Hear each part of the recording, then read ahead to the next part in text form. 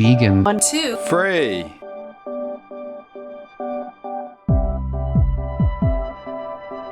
Welcome to the Vegan123 Show with me, Berty Justice. Veganism is awesome for the environment, 1. Veganism is awesome for human health, 2. And most importantly, veganism is awesome for animals. Vegan123. In today's show, I'm going to be delving into my journey and how I got here today.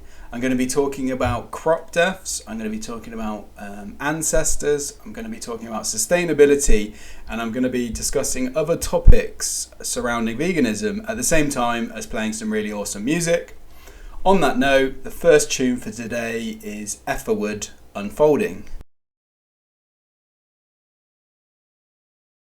My vegan journey actually started when I was a child because I was told what a vegan lifestyle was and all the positive things about it.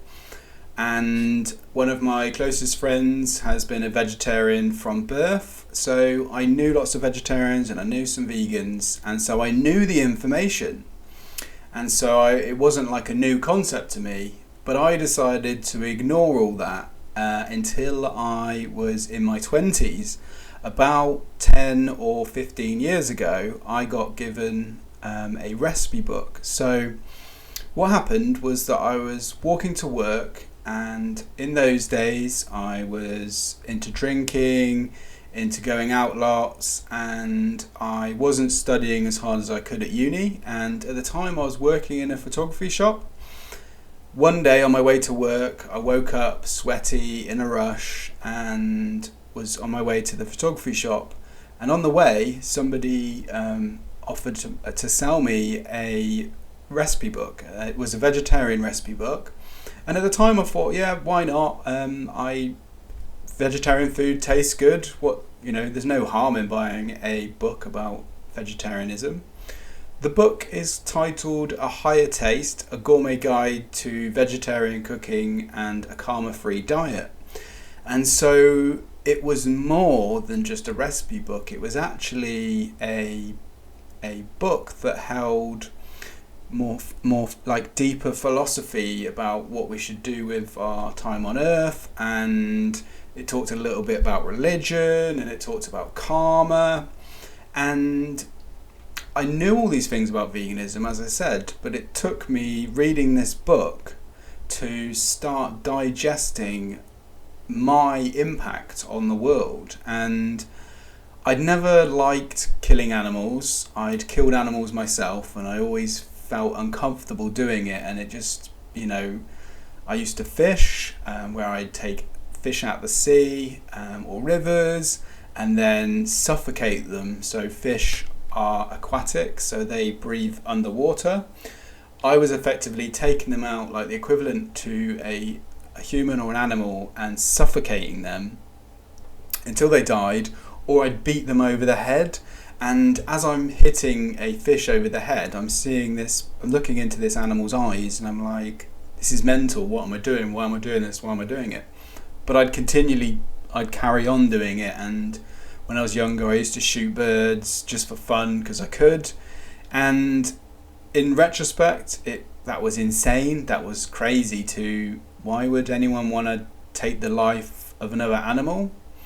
And so it started like these ideas about my actions and the system, like the food system that was around me. And when we think about it, the food system it kills billions of land animals and trillions of sea life every year. And there's so much death, there's so much killing, there's so much suffering, there's so much blood, and that system seemed crazy and insane to me. So I was like, well, I don't agree with that system, and I don't want to be a part of that system, and I don't want to contribute to that system. So what do I do about it? And to start off with, I went pescatarian because I was quite hooked on meat. It tasted good, I enjoyed eating it, and it was so convenient. So to sort of wean myself off it like a drug, I went pescatarian, and then I went vegetarian, and now I'm a vegan. But in that process, from then until now, I've been able to delve a little bit deeper and learn more about the system that I didn't want to be a part of. And I've learned about lots of different options and different avenues that humans can now take. And at its core, the reason I'm a vegan and the reason I'm making this radio show is because I think it's weird to kill animals when it's unnecessary. And so what I want to do is give people the knowledge and the information that can help them connect the dots, to make them realise that killing animals doesn't make any sense anymore in 2021 when we biologically don't need to. So why would we inflict suffering and kill animals and contribute to all sorts of environmental degradation and destroy oceans, and it goes on to like lots deeper levels where we're separating families, especially in the dairy industry. We have to separate families to get the milk, because the milk would have been consumed by calves, but we separate families and then we take the cow's milk. And if you think about it logically, drinking milk is fine for humans if you're a baby. When you're growing up and you can't digest solid food, that's a time when you need milk. And the most adequate and like what the milk that is designed for you is from your mum, or from humans especially. But what we're doing is we're taking it from these mammals who the hormones in that milk are designed to grow calves, not humans or human babies. So it's kind of insane. And then the reality is that you don't need milk for nutrients. The reality is that every nutrient human beings need is in the plant kingdom. And I know this because I've been vegan, and this is my 10th year of being vegan, and I know vegans who have been vegan for over 30 years.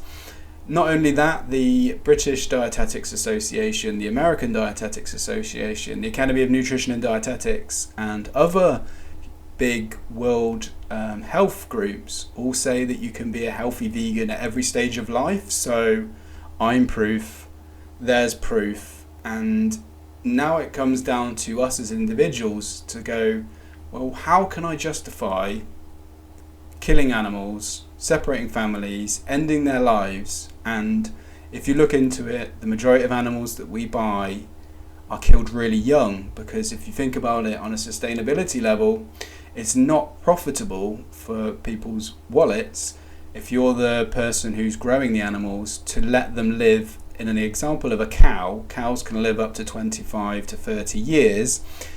The animals that we eat are killed around 2 years. It depends on the farm, but that's a fraction of their full life cycle. If farmers were to let those animals live for another 23 years, just imagine how much feed, water, and the amount of land that they would have to use. So it's not economical.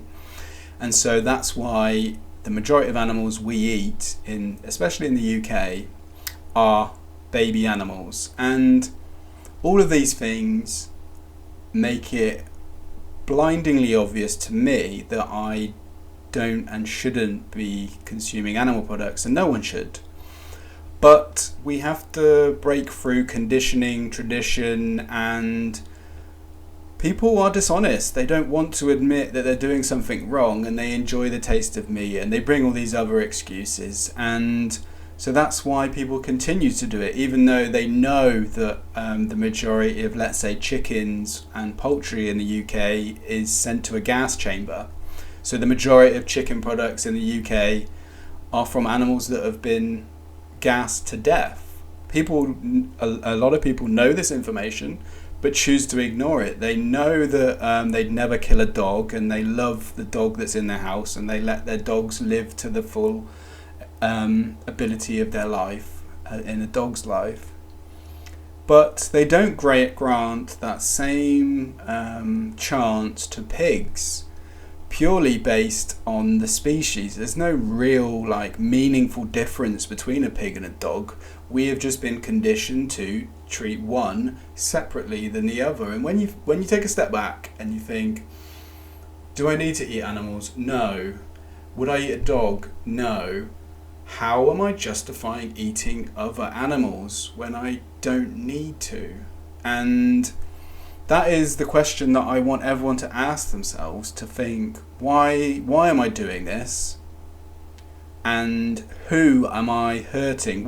Who is inflicting pain, being separated from their families, untold suffering, having their lives ended short on the other end of my bacon sandwich or my burger?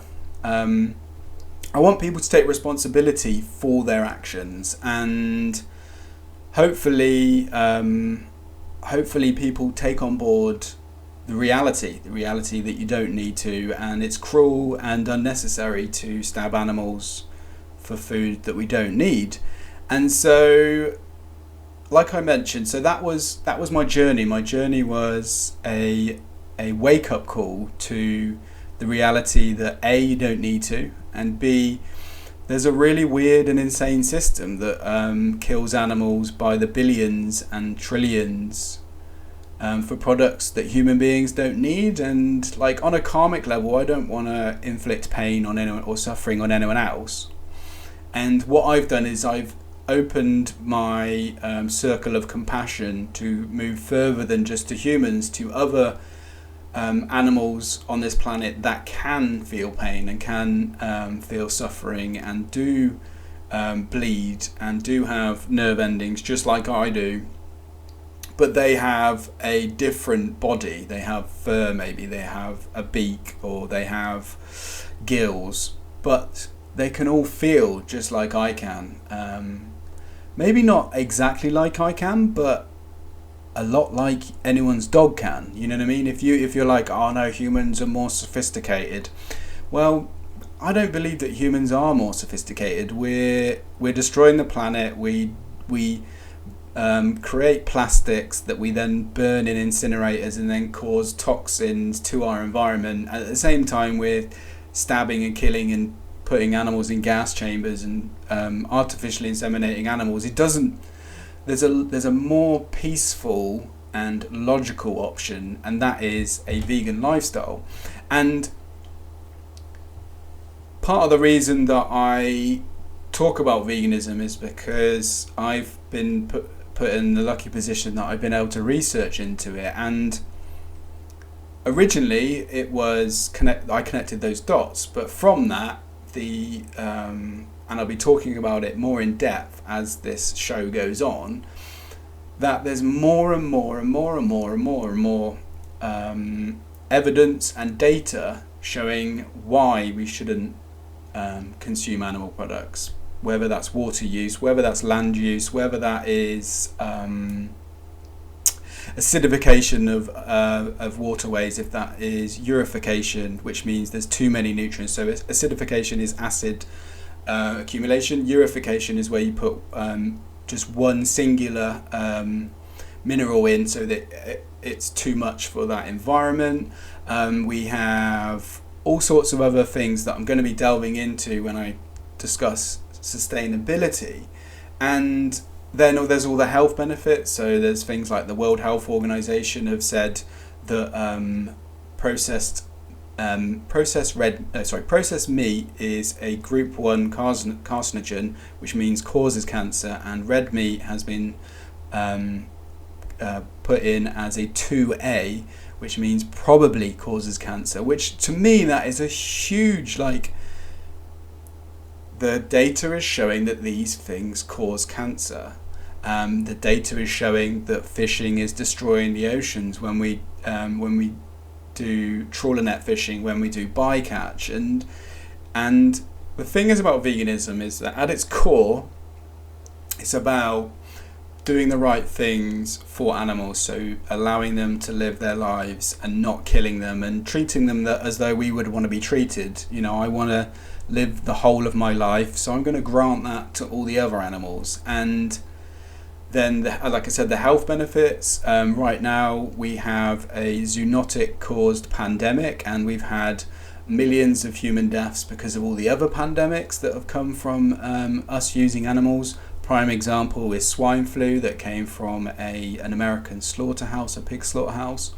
We've had SARS, we've had MERS, we've had bird flu, and they keep more and more, unfortunately, more and more zoonotic. And zoonotic means that it's come from animal use and then passed on to humans.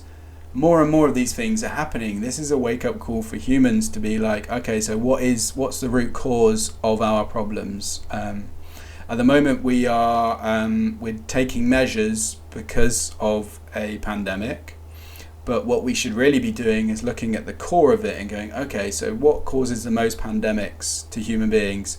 Using animals and eating animals. Okay, so let's eliminate that. Then we don't have to spend all these billions of pounds and all these other measures and all these other restrictions after the next pandemic. Like an example is that it's like a plaster. So what we're doing at the moment is an analogy would be that I keep cutting my shoulder. My shoulder keeps cutting, and then I go to the doctor and I put a plaster on it. So at the moment we've got the pandemic is the cut on my shoulder, and then I put the plaster on, put the plaster on. But the plaster is not actually healing the root cause. The root cause is that there's a cut, there's a bit of metal in my jumper. But if I don't address the root cause of my cut of any pandemic, and especially zoonotic caused pandemics, if we don't go to and resolve that root cause, we are just going to have another pandemic that is caused by zoonotic diseases. So the point I'm trying to make is that originally at its core, veganism is awesome for animals. Vegan123, back to the title of the show.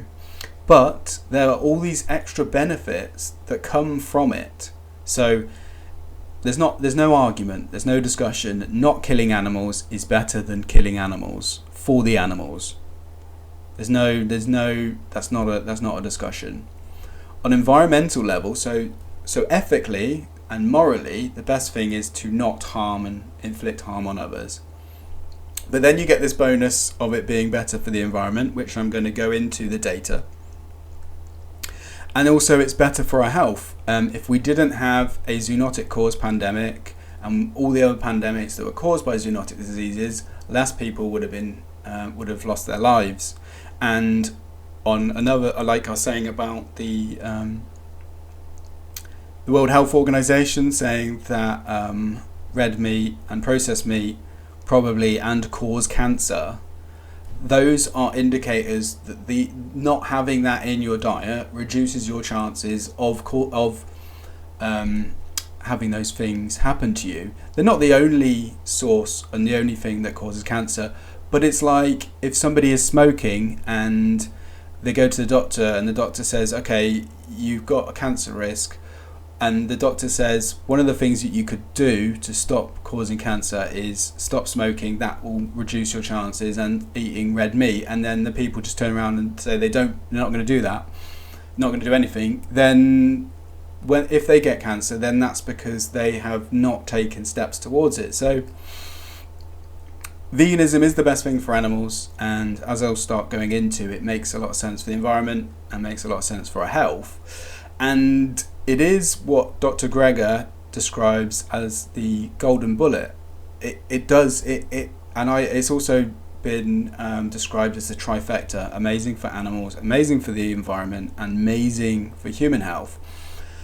But the problem, like I mentioned, is conditioning and people being in what I've described before as lazytarians. So conditioning is like culturally we should eat meat and it's good to eat meat and everyone does it and it's what everyone does. That creates an element of it's harder to get people to change what culture is doing and what they've been doing for so long, but it can be done.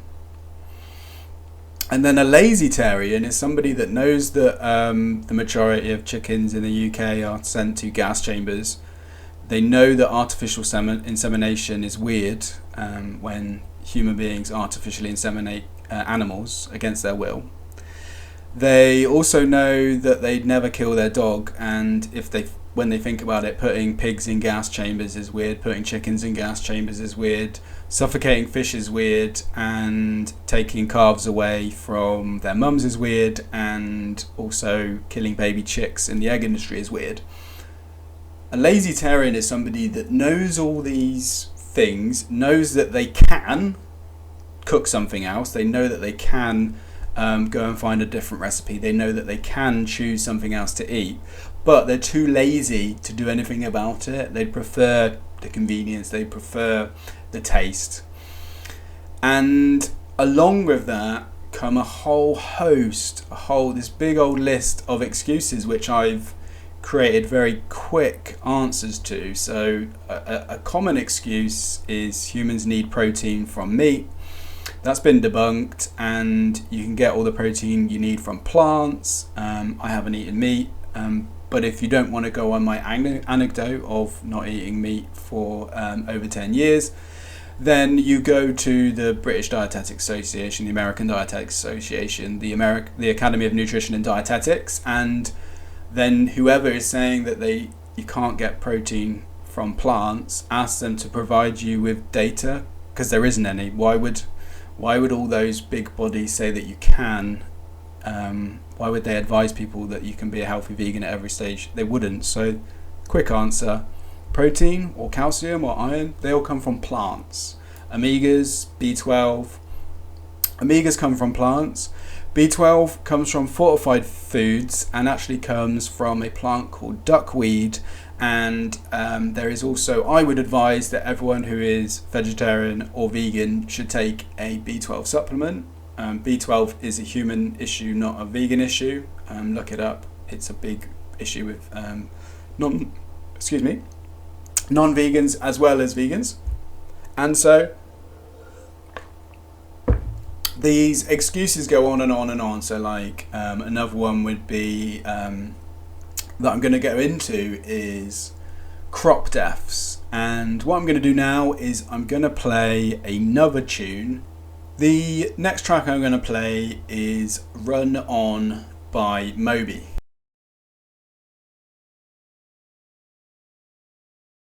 So before the track Run On by Moby, I said the topic crop deaths, and the reason I say that is because it's been brought up to me time and time again, and it's always by non-vegans who bring it up, and they say a thing, we're talking about veganism in general, and they then say, I've got you, I've been looking at veganism under a microscope, and I've been looking at veganism under a magnifying glass. Ironically, they haven't been looking at their own diet. They've been ignoring the fact that the chicken that they probably ate for dinner was put in a gas chamber. But what they do want to do is they want to find a hole in the philosophy that is veganism, and veganism isn't perfect. That's part of the philosophy, is that it's not perfect. But what it is about doing your best. And so what crop deaths mean is that the argument is presented to vegans that when vegans eat plants, so vegans eat more plants than meat eaters because they've taken out dead animals and put plants in there instead. The argument is that because vegans eat more plants, therefore more animals are going to be killed in, let's say, a combine harvester, or when bugs are on plants and they get chopped up and those kind of things. And at first glance that kind of makes sense, but when you actually look at it in reality, it's not like that, because there's a few things that people miss out, and they are so let's take an average meat eater, and this is how I used to live my life when I was a meat eater, and I would eat animals every day. I would eat one type of animal or a bit of an animal every single day. And the majority of animals, if not all the animals that I was eating, were also eating plants. And so an animal is going to eat more plants than I'm going to eat. So there's more crop deaths there. Also, when I used to eat fish, and I wouldn't always buy sustainably caught local or catch my own. So with the fish that I ate would come bycatch. So that's more animals being killed to add to the it's like an equation. So on one side you have plants and the animals that may or may not be killed within that. And then on top of that, so I've got the animals that I eat every day, the fish and the bycatch, the plants that the animals eat, and also when I was eating meat, I was also eating plants as well, so that accumulates some plant crop deaths as well. I didn't care about the clothing that I was wearing, so there was bits of animal in the shoes that I was wearing and buying, and the football boots that I used to wear, the belts, the wallets, all these had bits of animals. And I wasn't always buying cosmetics or toiletries that hadn't been tested on animals, so animals are killed in those processes or harmed in those processes as well. And so when you weigh that up, it doesn't make any sense. The animals that I was eating were eating more plants than I could eat, so more crop deaths were occurring. So therefore, if you're worried about the animals being killed in crop deaths, the least amount of harm caused is by eating a vegan lifestyle. And this links nicely to sustainability, because it also there's always arguments that are presented to vegans, and I'm interested in sustainability, and I'm interested in environment. I'm interested in like the most economical use of resources. So I'm happy to discuss this. But the reality is, before we get there, right now as human beings, we don't need to kill and eat animals to survive. We don't need to. If you have an option right now, anyone who's listening, to not kill animals and eat something else, you can do that. So that whole argument is like, why wouldn't you then? Instead of the questions always being presented to vegans, the onus needs to be on the people who are still eating dead animals, and be like, why are you still doing it? Why aren't you eating your dog? You know, your dog would have had a nice life. It would have been local. You could have killed it humanely. It would have been a good use of resources. It would have had a good life. You would have seen that it would have had a good life, a full life. So why not just kill the dog and eat it? And if you choose not to eat the dog, why not choose not to eat any other animal at the same time? So sustainability is quite a broad topic. It's a big topic, and it's an interesting one. The definition of sustainability is the quality of being able to continue over a period of time, and it also means the quality of causing little or no damage to the environment, and therefore able to continue for a long time.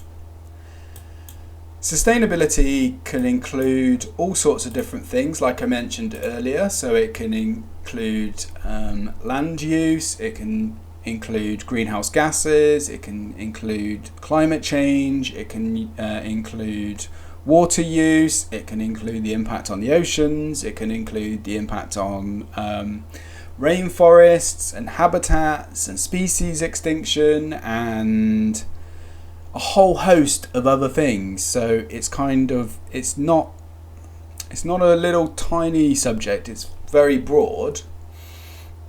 And so it quite often is used as a buzzword because it sounds good.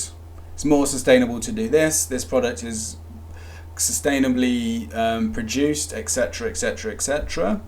And what I found is there is a lot of data supporting a vegan plant-based diet and a vegan plant-based system. So I want to be a vegan because I think it's weird to stab animals and I want to grant them a full life, same as I want to be treated with a full life. But coincidentally, using a vegan plant-based system is the best thing that humans can do on a lot of levels.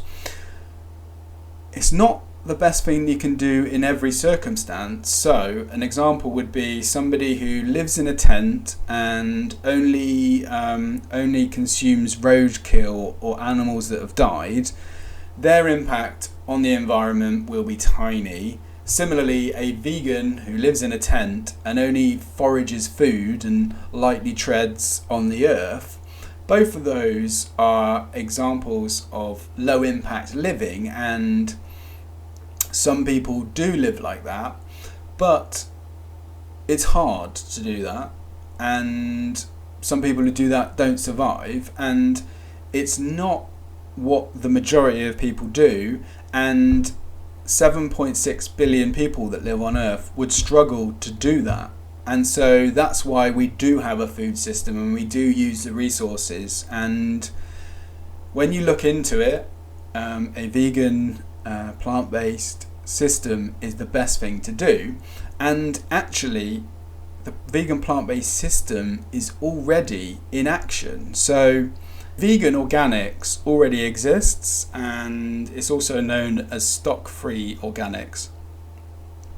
What this involves is farming which uses no animal inputs and tries to use the least amount of inputs as possible, and to feed as many people as possible and look after the land as much as possible at the same time. So this type of farming is already happening. And then on top of that, you have things like you have hydroponics, aquaponics, vertical farming, and a whole host of other sort of technologically advanced farming. And you also have like indoor mushroom farms, you have vertical farms in the hottest places in the world, which I'm going to get into.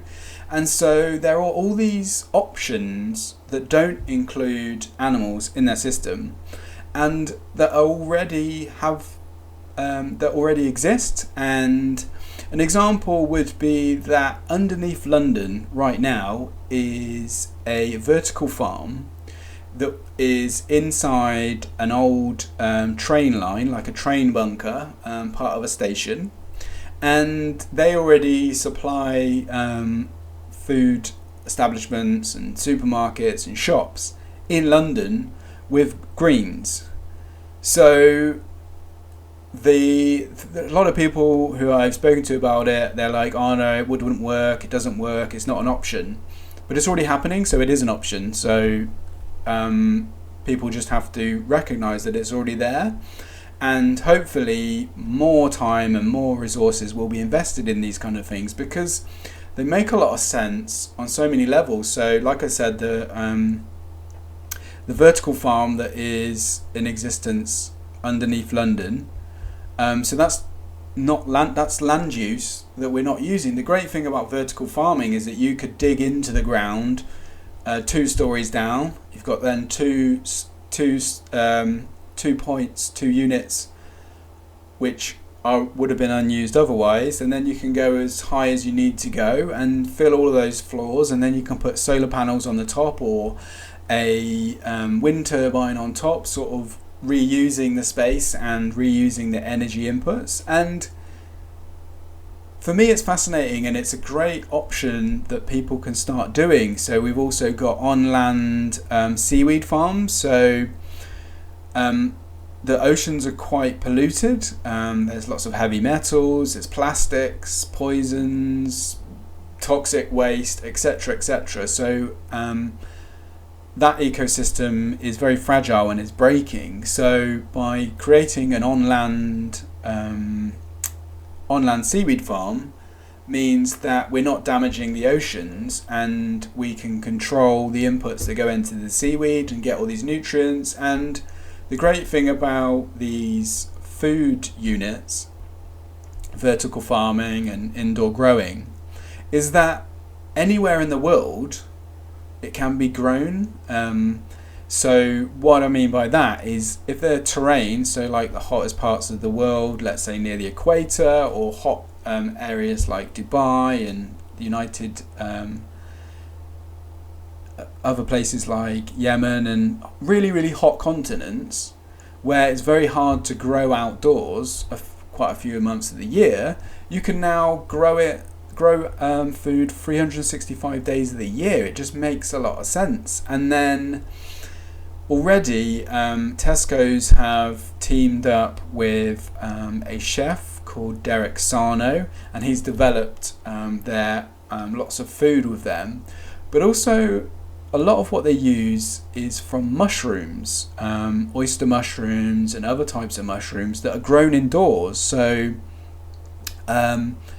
just a really exciting way of creating food that is already established and is already happening. And another example is corn. So corn is made from a mushroom, and so they are grown indoors as well. So all the thousands or millions of corn products that have been consumed already have already come out of these places. So already it's happening, already it can be done, and already it can feed millions and billions of people. But what we need to do is get people to shift what they're doing. So we have the technology, but what we have to do is shift the consumers. So businesses work on consumers. If nobody buys meat again, then that industry will cease to exist. So an example is like obsolete things that disappear in time. So one that comes to mind is a mini disc. Mini discs don't sell anymore because of technology's moved on. Therefore, the mini disc producers of the time moved to something else. They moved with the times because there was no business.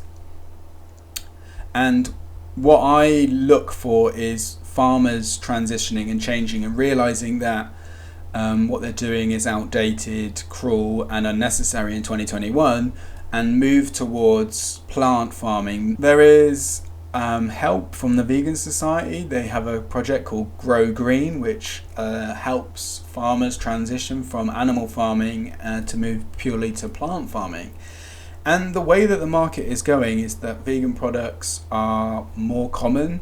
Veganism is growing, therefore there is going to be a market for that kind of thing. So farmers can still farm, but they just don't have to kill animals in the process. And I'm sure a lot of farmers out there would prefer not to drive animals to slaughterhouses or drive them to gas chambers and have to separate families. It just makes a lot of sense for everyone. And with sustainability, I know categorically, and it's overwhelming, that there's it makes sense to not use animals and use plants instead. But this isn't just like my opinion. This has come from a lot of research, and all that research is on my website, on the environment section of my website, and it's called the 3 main areas of veganism, and then you go down to the drop down of the environment, and I'm just going to run through some of the titles and just like let you guys know. So you've got livestock, climate change's forgotten sector, global public opinion of meat and dairy consumption. You've got analysis of the health and climate change co-benefits of dietary change, exploring the biosphere option space for feeding the world without deforestation. As I'm reading through all of these conclusions, and you can read them for yourself, are that plant-based food systems are the best. So the title will sort of look at what they're exploring, but the outcome is that a plant-based system is the best. And as I said, these are all free for everyone to read. Which diet has the least environmental impact on our planet? A systematic review of vegan, vegetarian, omnivorous diets. Reducing food's environmental impacts through producers and consumers. And multiple health and environmental impacts of foods. And this is just some of them. These are the ones that I found and read and I think are useful, but there's lots more out there for anybody who's interested. A good resource is cowspiracy.com/facts. Great website, great documentary, amazing resources. Just go check them out. And this is a good time to play my next track. So that was the XX with I Dare You, a really awesome tune. And I mentioned at the beginning of the show that there are lots of excuses that are presented to vegans and lots of different buts or why not this as well.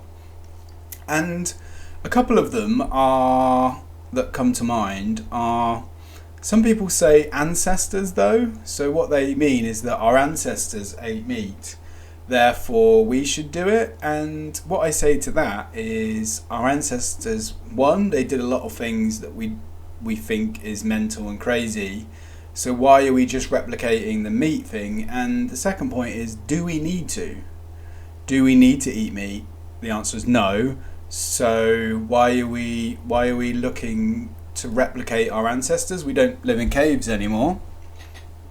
I don't, but my ancestors did. So I wear clothes and I wear shoes, but my ancestors didn't. Should we replicate everything that our ancestors do? And obviously not. Our ancestors did a lot of things that are questionable and immoral and are insane, and we are not there anymore. We have an option now. We don't need to. So there's no. It's not. Discussion's over. We're not there. It's like, oh, if I was on a deserted island. Well, I'm not. What if you were on a deserted island and you could only eat humans? Would you eat humans? You could just answer, no, I'm not. No one's going to be on a deserted island. The question is, why are we still paying for these things to happen? Why are we supporting a system that enslaves animals and kills animals young when we don't need to? Why are we discussing about a hypothetical world, hypothetical situations, talking about the past, when right now animals are being put in gas chambers because we, the public, are paying for it to happen? Why are we not boycotting a system that is insane, that is full of cruelty? And the question is, when are you going to do it? Not why, when. When are people going to stop paying for this to happen? When are people going to stop propping up a system that is causing immeasurable amounts of suffering to billions and trillions of animals? When? And hopefully it's today. Hopefully today is the day when people sit down and they make their own scales, they look at their dog, they stroke their dog and be like, I can never eat you, and decide to never eat animal products again. That's a good thing about life, is that everyone has this option. And so yeah, the quick answer is, my ancestors may have needed to eat meat. I'm not my ancestors, therefore I'm not going to. Therefore you shouldn't latch on to what your ancestors did, or like cherry pick bits of what your ancestors did because we're communicating on phones and computers. Your ancestors didn't do that. I can have your phone and you're gonna give up your phone. You're not. And this also, another one is that people say that animals kill animals. So I'm gonna carry on eating my burger because animals kill other animals. The reality is that, yeah, some animals do eat other animals, but actually, on like numbers wise, the majority of animals in the world are herbivorous and don't kill animals to eat. and they don't need to. But that is factually, more animals in the world are herbivorous and don't eat animals. Factually, some animals are carnivorous and can only survive by eating animals.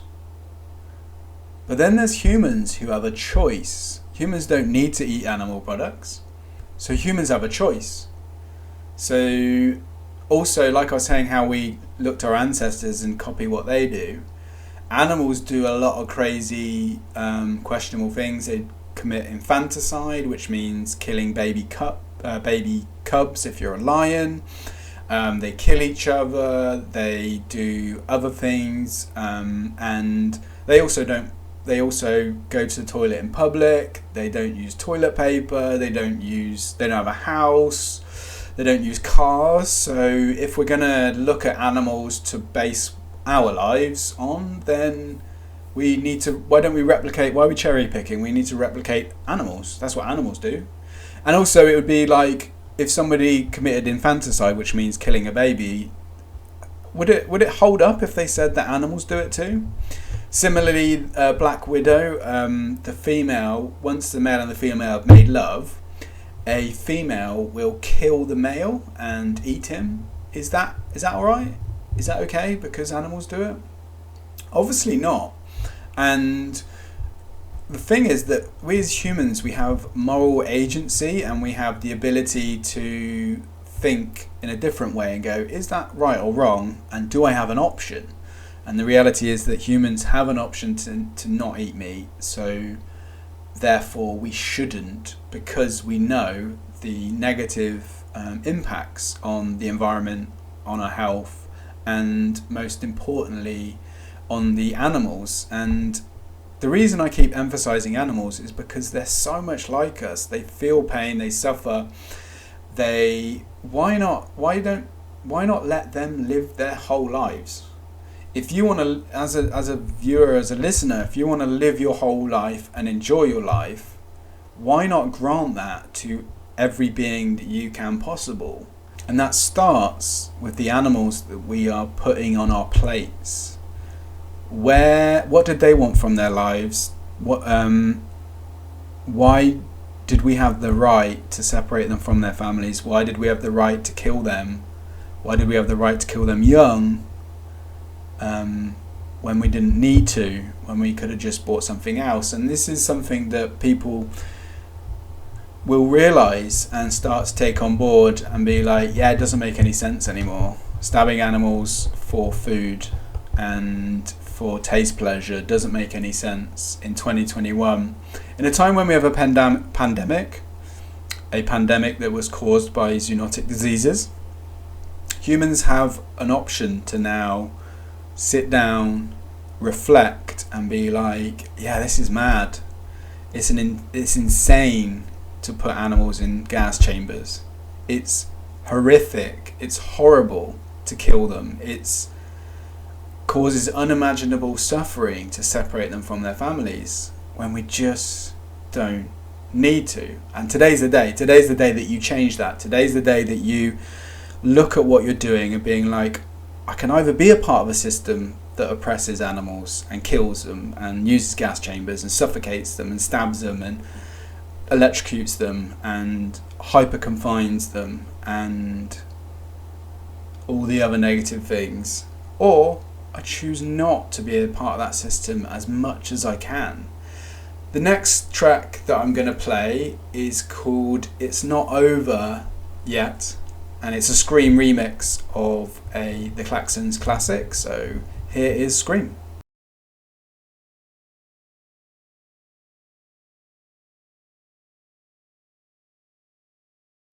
So that track is It's Not Over Yet, and it's a Scream remix. And I remember being at the Big Chill Festival in Herefordshire, watching Scream live, and he remixed that track and like rewound it to the beginning about 8 or 9 times. It was crazy. It was like random o'clock in the morning. in the middle of a field, and I just heard, "It's not over, not over. It's not over, not over, not over. It's not over, not over." It just brings back some fun time memories of the Big Chill.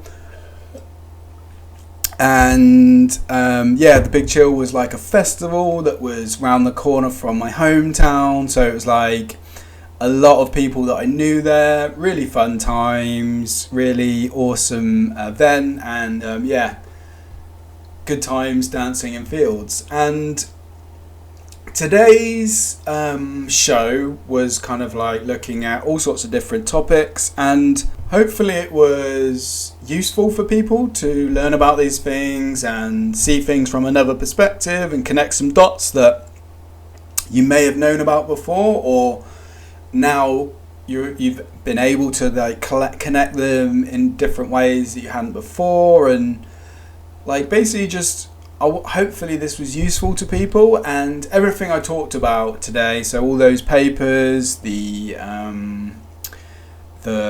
sort of stuff about science, the stuff about health, is all on my website. And I've created, if you literally just type healthy vegan diets Berty Justice blog, there's a downloadable PDF where it links to all the scientific statements that I was talking about there on my website. There's all the links to the environmental websites, and I don't necessarily need to link you to facts about animals. We know animals, we see animals, but there are documentaries out there such as Dominion, Land of Hope and Glory, and Earthlings. And I do say watch these with caution, because what we are doing to animals is intense, and I don't want to upset anyone, but there is a resource that you can go to learn about the practices. But hopefully you as audiences can relate to animals. You can think to the pets that you've welcomed into your homes in the past, or animals that you've met, or animals that you've seen in fields and gone, "Oh my god, that cow's awesome," or "Those sheep are so cool." And what this is about is trying to get people to reconnect with animals and realize that they are here with us, not for us. Do you know what I mean? Human beings are one species on this planet among thousands and thousands and thousands, and we are here with them, and they are not here for us. We need to co-inhabit this planet and live together and not kill each other. And that's my outlook. My outlook is that, like I said, all the data and all the papers point to how obvious it is, and how much sense it makes, and how much better it would be for the planet. But it's more than that. That's just an added bonus. That's great. That's awesome. But at its core, animals don't deserve to be killed. They deserve to be left alone. They deserve to be able to live out the whole of their lives.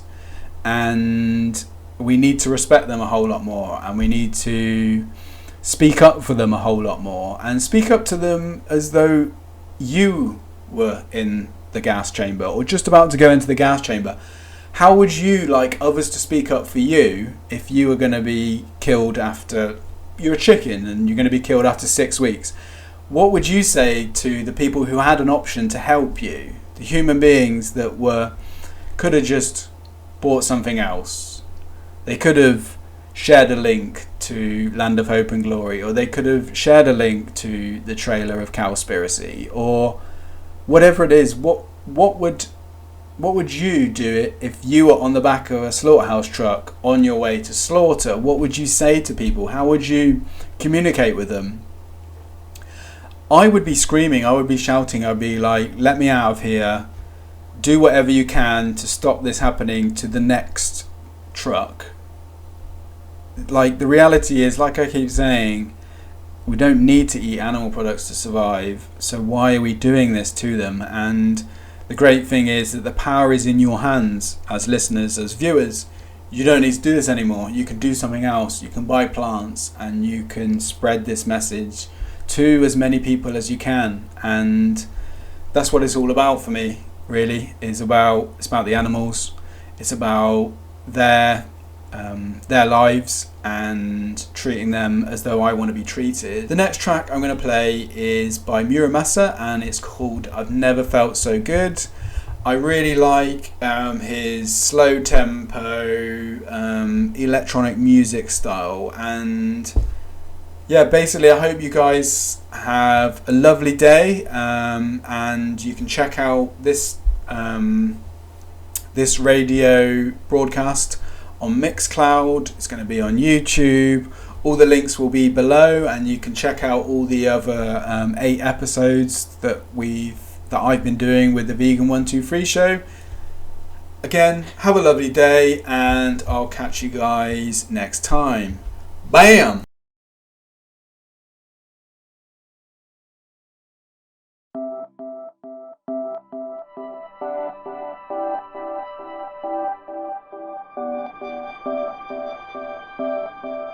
Vegan 123.